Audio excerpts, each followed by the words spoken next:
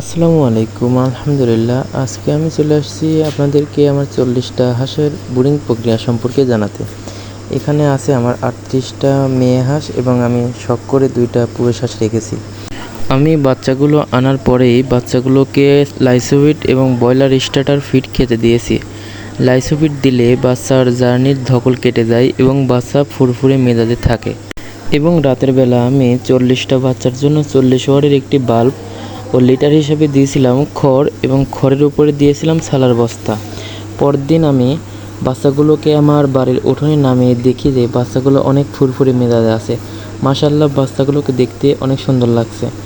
আপনারা সব সময় হাঁসের বাচ্চাকে খোলামেলা পরিবেশ দেওয়ার চেষ্টা করবেন এবং আমি পরবর্তীতে হাঁসের বাচ্চার বেড়ে ওঠা নিয়ে আরও অনেক ভিডিও করব ইনশাআল্লাহ। আপনারা আমার সঙ্গে থাকবেন এবং আমি হাঁস, মুরগি, কোয়েল পাখি, গরু, ছাগল এবং মাছের ভিডিও আপনাদের মাঝে তুলে ধরার চেষ্টা করব। তাই আপনারা আমার এই মাশাআল্লাহ এগ্রো ফার্ম চ্যানেলটির সঙ্গে থাকবেন। আশা করি আমি আপনাদেরকে ভালো ভালো তথ্য দেওয়ার চেষ্টা করব ইনশাআল্লাহ।